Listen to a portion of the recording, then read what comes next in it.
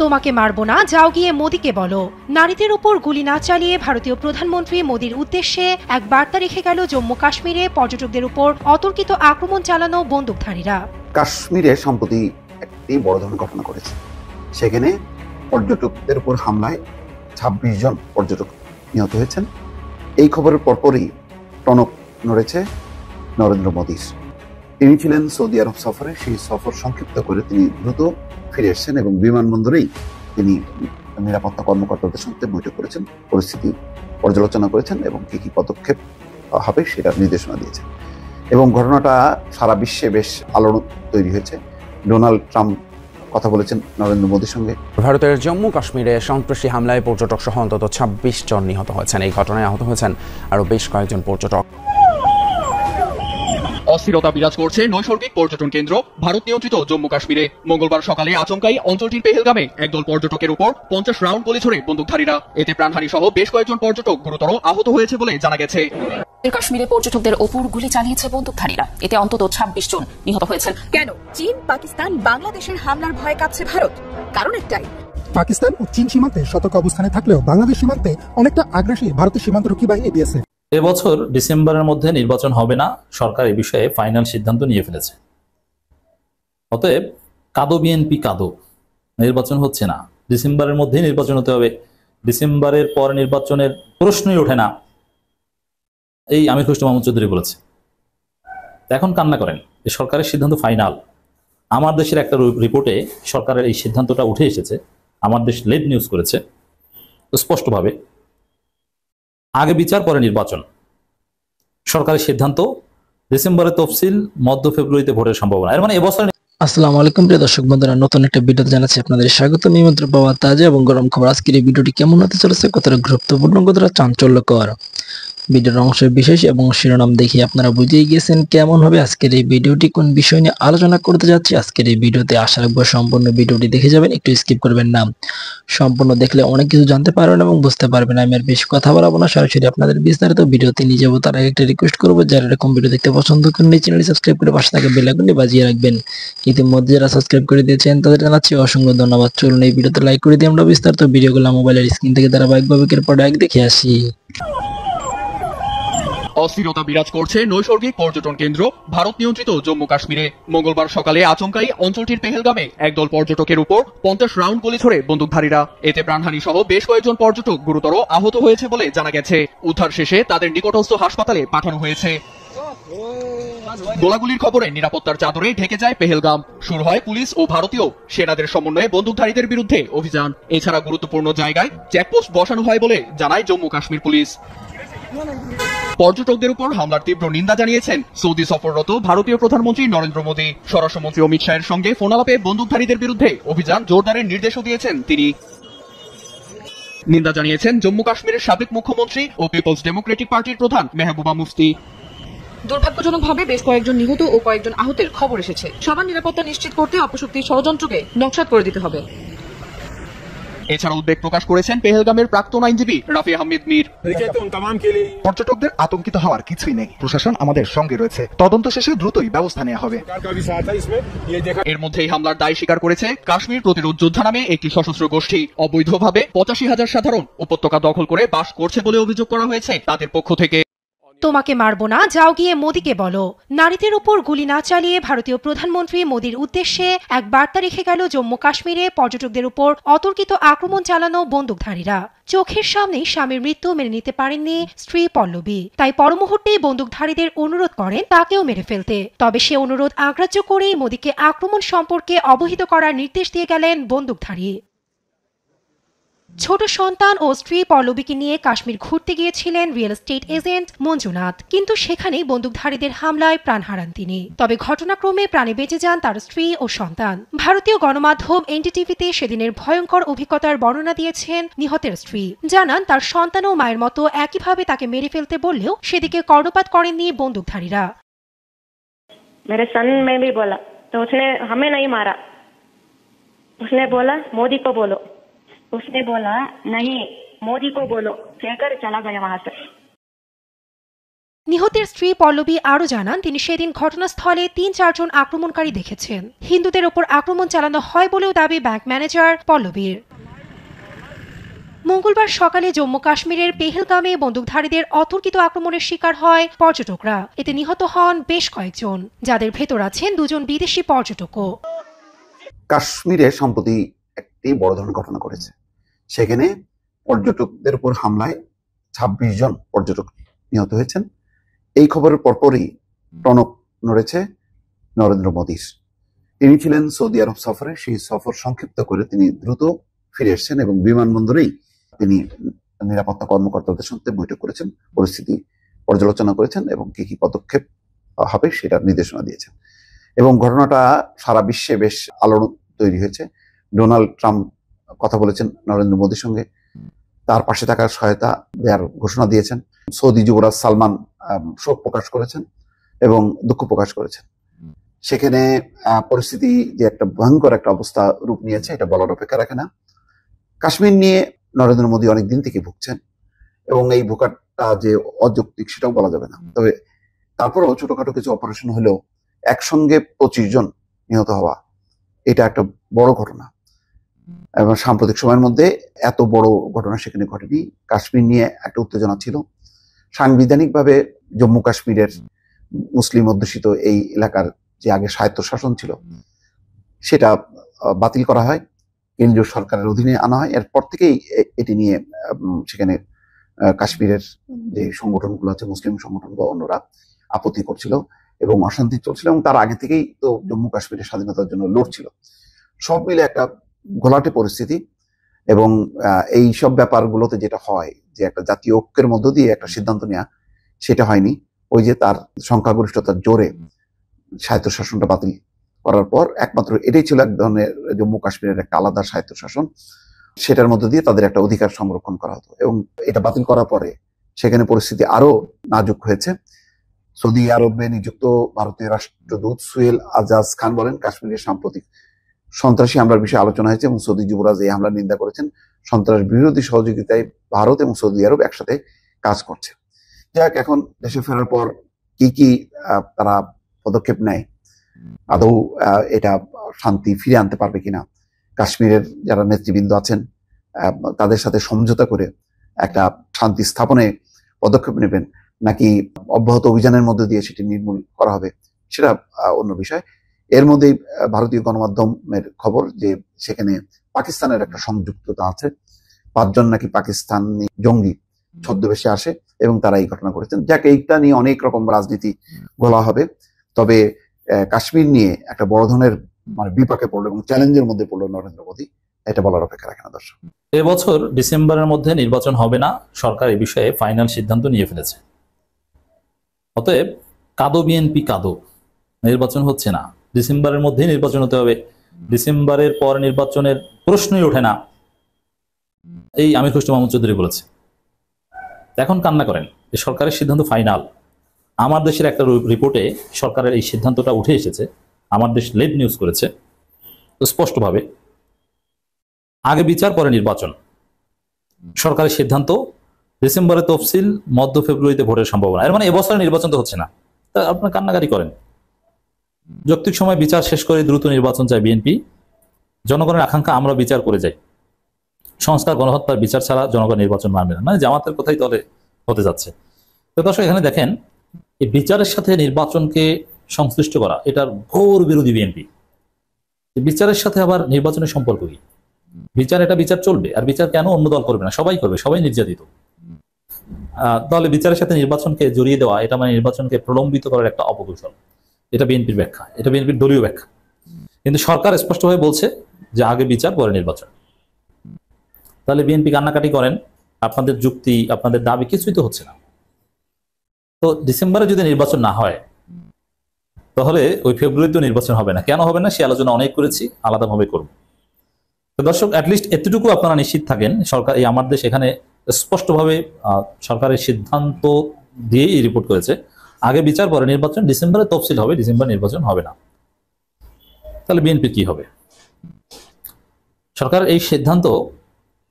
সরকারের সিদ্ধান্ত সবসময় যৌক্তিক, কারণ এই সরকার ডিসেম্বরের নির্বাচনের কথা বলেছে সেটা কন্ডিশনাল, মানে সবাই একমত হতে পারলে হবে। এখন ফেব্রুয়ারিতে নির্বাচন, এই বিষয়ে যদি সবাই একমত হবে, একমত না হলে তো হবে না। এখন জনগণ তো নির্বাচন মানবে না বলছে, আর বিচার আগে বিচার পরে নির্বাচন, আগে বিচারটা হতে হবে। আর বিচার মানে কতটুকু বিচার এটা ঠিক করবে কে? আর বিচারে যদি বাধা সৃষ্টি করেন, বিভিন্নভাবে ডিলে হয়, তাহলে নির্বাচনে লেট হবে। আর আগে বিচার কতটুকু বিচার? ফাঁসি হতে হবে একজন দুইজনের, না 2-4টা রায় হতে হবে?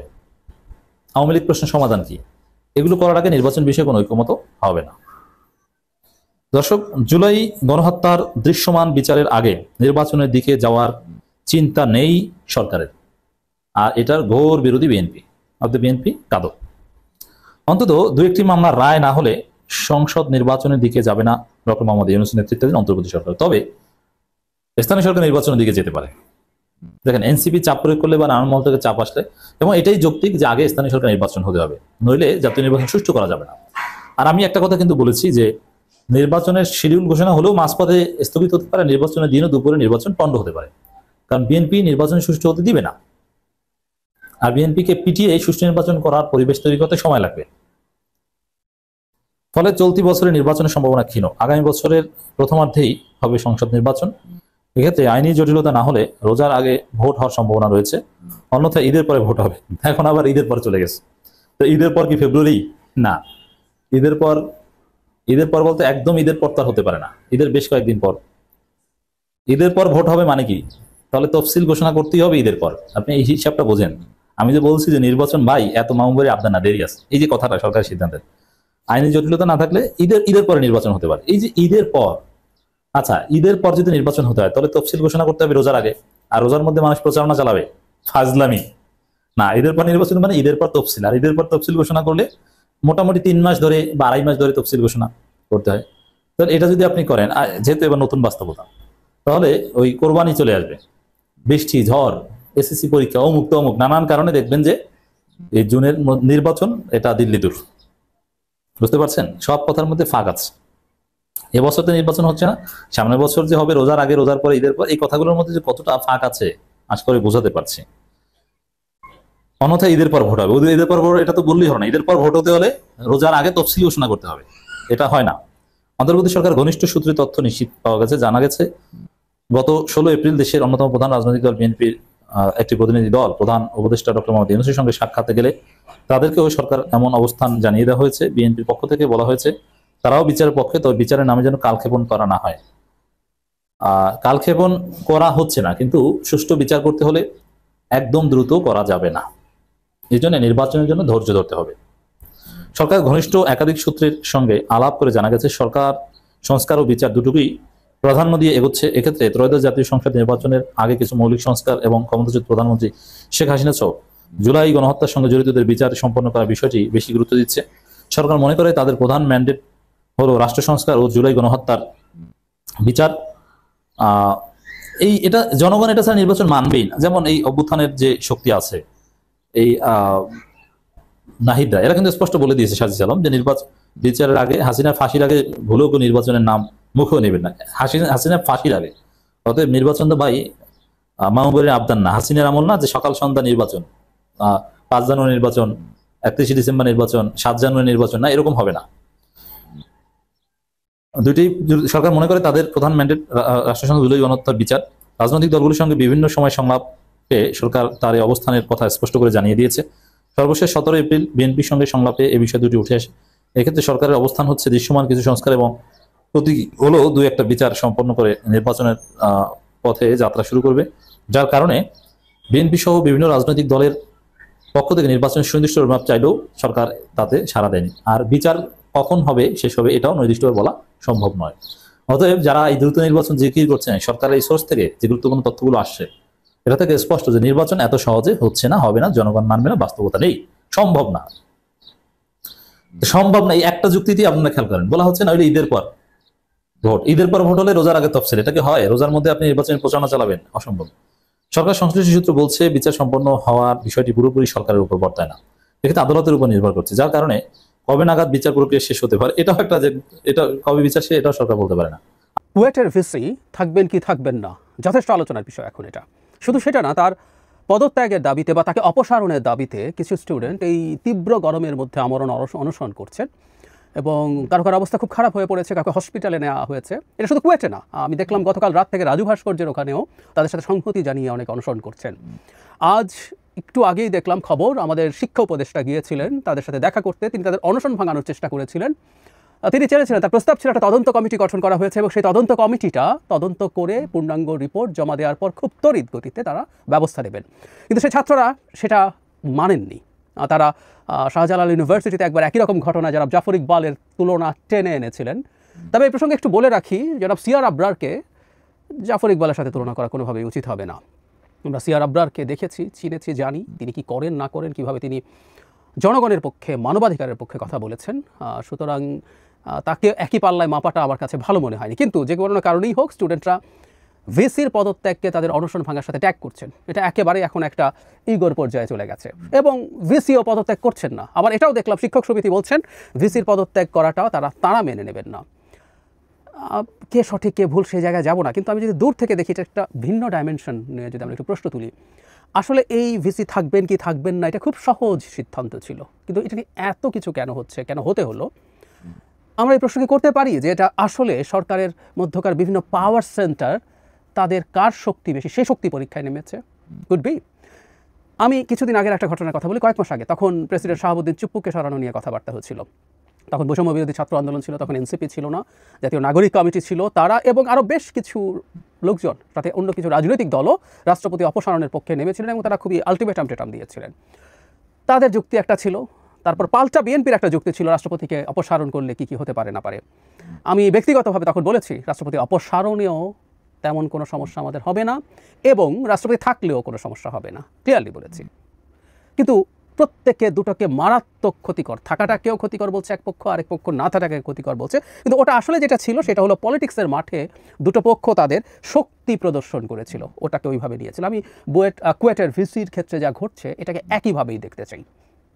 আমরা খেয়াল করব, যদি কুয়েটের ভিসিকে সরানোর প্রয়োজন হয় তাহলে তো খুব সহজেই এটা করে ফেলা যায়, এটা সরকারের মুহূর্তের সিদ্ধান্ত। আমরা নিশ্চয়ই জানি যে কয়েকটা ইউনিভার্সিটি আছে যেগুলো 1973 সালের একটা আইন দিয়ে পরিচালিত হয়, সেগুলোর এক ধরনের স্বায়ত্ত শাসন আছে। তারপর সরকার চাইলে পারে না তা না, কিন্তু স্বায়ত্ত শাসন আছে। ঢাকা ইউনিভার্সিটি, চিটাগং, রাজশাহী, আমি ভুল না করলে 3টা, জাহাঙ্গীরনগরও সম্ভবত আছে 4টা। এর বাইরে সব ইউনিভার্সিটির জন্য আলাদা আলাদা আইন আছে এবং কুয়েট তো এই অল্প কিছুদিন আগে ইউনিভার্সিটি হয়েছে। এটা আগে বিআইটি খুলনা এরকম ছিল, 3টা বিআইটি ছিল, ওগুলো পরে ইউনিভার্সিটি হয়েছে। সো এগুলো সরকারের সরাসরি নিয়ন্ত্রণ আছে, একজন ভিসিকে অপসারণ করা কোনো ব্যাপারই না, কিন্তু সরকার এটা করছে না এবং শিক্ষা উপদেষ্টা রাদার একটা প্রসেসের মধ্য দিয়ে যেতে চাইছেন। আমি ওনার এই ডিলটাকে ফেয়ার ডিল মনে করি। কারণ হলো কিছু স্টুডেন্ট অনশন করেছে, তারা কষ্ট করছেন, এটা নেসেসারিলি এটা মিন করে না যে তারাই সঠিক পথে আছেন। আমি আবারও বলছি, কিছু মানুষ অনশন করছেন এবং সেটার মানে এই না তিনি সঠিক পথে আছেন। কিছু মানুষ তো জীবনও দিয়ে দেয়, আত্মঘাতী হামলা করে, সে তো জানে তার জীবন চলে যাবে, সবচেয়ে মূল্যবান জিনিসটা শেষ করে দেয়। ডাজ ইট নেসেসারিলি মিন তিনি রাইট কজে আছেন? এই সব সময় না। সো এই ব্যাপারটাকে এভাবেই আমি দেখতে চাই। যারা অনশন করছেন তাদের প্রতি সহমর্মিতা রেখেও বলছি, আমি বলছি না তারা ভুল, কিন্তু কেউ অনশন করছে এবং অনেকেই একটা শক্ত দাবি তুলেছেন, নানান মুভমেন্ট করছেন, সেটার মানে ওই দাবিটা লেজিটিমেসি প্রমাণ হয় না। এবং সরকারের জায়গায় যিনি থাকেন তাকে সঠিক সিদ্ধান্ত নিতে পারতে হয়, কারণ যিনি ভিসি আছেন, শিক্ষকরা আছেন, বিভিন্ন স্টেক হোল্ডার্স আছেন, এমনকি শিক্ষকরা সহ যদি ওদিকে যায়, কেউ রং বা ভুল কোনো কারণের জন্য এটা করতে পারেন। তো সরকার একটা তদন্ত কমিটি করেছেন, সেটা রিপোর্ট হবে এবং এই সরকারকেও আমরা যদি জাফর ইকবালের সাথে এই শিক্ষামন্ত্রীকেও তুলনা করি, দুর্ভাগ্যজনক, দ্যাটস টু মাচ আমি মনে করি। যাই হোক, যে স্টুডেন্টরা মুভমেন্টে আছেন, গতকাল আমরা দেখলাম একবার শাহবাগে আসার ডাক দেওয়া হলো, শাহবাগে একবার অকুপাইও করা হলো, এই ধরনের মুভমেন্ট হলো, আবার সেটা সরিয়ে নেওয়া হলো। আবার পরে আজকে দেখলাম বিভিন্ন সংগঠনের পক্ষ থেকে সারা দেশে ব্লকেট দেওয়া হবে যদি কুয়েট ভিসি পদত্যাগ না করেন, এই ধরনের আহ্বান জানানো হচ্ছে। এর সাথে আমাদের পরিচিত অনেক ছাত্র আছেন, তারা এই ধরনের আহ্বান জানাচ্ছেন। তার মানে তাদেরকেও এই আহ্বান জানাতে হয়, তাদেরকেও এখনও আবার কর্মসূচিতে যেতে হয়। তার মানে একটা অংশ চাইছেন অ্যাট এনি কস্ট তাকে সরতে হবে, কারণ এখন আর দাবি দেওয়া মানা নিয়ে আলাপ নেই, এখন হচ্ছে তাকে সরতে হবে। প্রথম তো কিছু দাবি দেওয়া ছিল, আমাদের নিশ্চয়ই মনে আছে, কুয়েট ক্যাম্পাসে রাজনীতি করার অধিকার নিয়ে ছাত্রদল সদস্য সংগ্রহ করতে গিয়েছিল।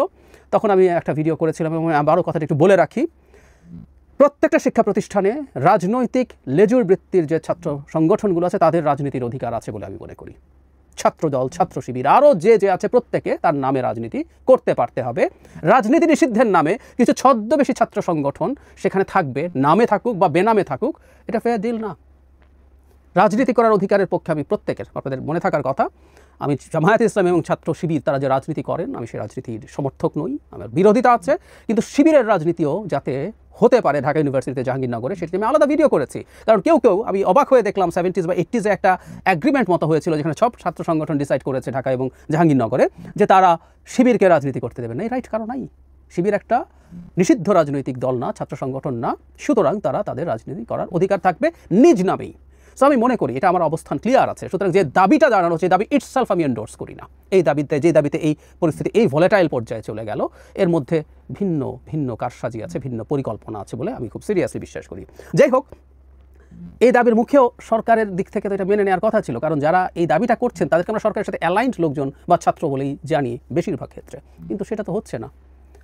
সেই জায়গা থেকে দীর্ঘদিন ধরে ভিসি পদে আছেন এবং আমি সর্বশেষ দেখলাম এই ভিডিও করার আগে যে সিন্ডিকেট যে সভা হয়েছে সেখানেও ভিসি পদত্যাগ করবেন না বলে বলছেন। সো যে ভিসিকে নিয়ে এত কিছু হচ্ছে, তিনি যে একেবারে নিজে চাইছেন না বলে পদত্যাগ করছেন না, কারণ তাকে তো অপসারণ করা যায়, তার মানে হলো ধারণা করি পাওয়ার সেন্টারের কোনো একটা জায়গা চাইছে তিনি থাকুন, কারণ এরাই শক্তি পরীক্ষায় আসলে এখন নেমেছে। একটা জিনিস আমরা ভারতে প্রচুর আলোচনা হতে দেখি, ভারতের আলোচনা শুনলেই আমরা ডিসকার্ড করে দিতে চাই, আমিও করি বেশিরভাগ ক্ষেত্রে বা প্রায় সব ক্ষেত্রে, কিন্তু এই আলোচনাটা ভারতে প্রচুর করছেন কেউ এবং এটার কিছুটা ভিত্তি আছে। সেটা হচ্ছে এই সরকার আসলে কে, এই সরকারের মূল ক্ষমতা কার কাছে, এই সরকারে প্যারালাল অনেকগুলো শক্তি, প্যারালাল অনেকগুলো পাওয়ার সেন্টার কাজ করছে। আমি এটা বিশ্বাস করি, সত্যিই বিশ্বাস করি, কারণ আমি সরকারের বিভিন্ন পর্যায় থেকে বিভিন্ন রকম কথা বলা হচ্ছে যেটা অনেক সময় আমাদের প্রধান উপদেষ্টার বক্তব্যের সাথে অ্যালাইন্ড থাকে না। একই সাথে সরকারের বাইরে থাকা কিছু মানুষেরও বেশ ক্ষমতা আছে বলে জানা যায়। প্রায় বলি না যে আমরা তো এই সমাজে থাকি, আমাদেরও পরিচিত লোকজন আছে যারা এদের সাথে যোগাযোগে থাকেন, ফলে সরকার অনেকগুলো পাওয়ার সেন্টার আছে। এবং এই কুয়েটের ভিসি ঘটনা নিয়ে সরকারের পাওয়ার সেন্টার পরস্পরের বিরুদ্ধে নেমে গেছেন। তারা আসলে পরীক্ষা করতে চাইছেন কার শক্তি বেশি থাকবে, কারণ সামনে বাংলাদেশে নির্বাচন কবে হবে, সেই নির্বাচনের প্যাটার্ন কী হবে, নির্বাচন তো হবে কি না, এই সরকার কয় বছর থাকবে, নানান রকম ইস্যু আছে এবং এটা নিয়েই সামনে এই ক্ল্যাশগুলো আসবে। সো এই সময়গুলোকে মাথায় রেখে ওই পাওয়ার সেন্টারগুলো পরস্পরের শক্তি পরীক্ষা করছে। কুয়েটের ভিসিকে কেন্দ্র করে যা ঘটছে এটা মূলতটাই। অবশ্যই এখানে কিছু পরিস্থিতি আছে, সেটাকে আমি অস্বীকার করছি না, অবশ্যই সেটা আছে, কিন্তু যেটা হয় এই ঘটনাগুলোকে কেন্দ্র করে অন্যরা এসে হাজির হয়। সারা পৃথিবীতে এমন হয় না যে এখানে প্রক্সি যুদ্ধ হয়, কোনো একটা কনফ্লিক্টের এক্সিস্টেন্স থাকে, সেটাকে ভিত্তি করে বিভিন্ন সুপার পাওয়ারগুলো একাধিক বা তার চেয়ে বেশি তারা এসে সেখানে হাজির হয় এবং তারা তাদের উদ্দেশ্য সফল করার চেষ্টা করে। যাই হোক, আমরা চাই এই সমস্যাটা রেজলিউশন হোক, উনি থাকুক বা না থাকুক, তার চেয়ে জরুরি কথা যেটা দিয়ে মূল বিতর্ক শুরু হয়েছিল, ওই বিতর্কে ফিরে যাই। বাংলাদেশে প্রত্যেকটা শিক্ষা প্রতিষ্ঠানে ছাত্র সংগঠন, রাজনৈতিক ছাত্র সংগঠনের নামেও রাজনীতি থাকতে হবে। রাজনীতি কেন থাকতে হবে, নিষেধ করে দিয়ে কেন লাভ নেই, বিস্তারিত এটা নিয়ে কথা বলেছি, ভিডিও করেছি, ওটা পেলে আমি লিঙ্কে দিয়ে রাখবো। প্রিয় দেশবাসী, শুরু থেকে শেষ পর্যন্ত যারা এই ভিডিওটি দেখেছেন সকলকে জানাই অসংখ্য ধন্যবাদ। যারা এরকম নিউজ ভিডিও পেতে পছন্দ করেন তারা অবশ্যই এই চ্যানেলটি সাবস্ক্রাইব করে পাশে থাকা বেল আইকনটি বাজিয়ে দিবেন। যারা এখন এই ভিডিওটি শেয়ার করেননি, এই ভিডিওটি দ্রুত শেয়ার করে সকলকে দেখার সুযোগ করে দিন। আজকের মতন এই পর্যন্ত, দেখা হচ্ছে পরবর্তী কোনো ভিডিও নিয়ে ইনশাল্লাহ।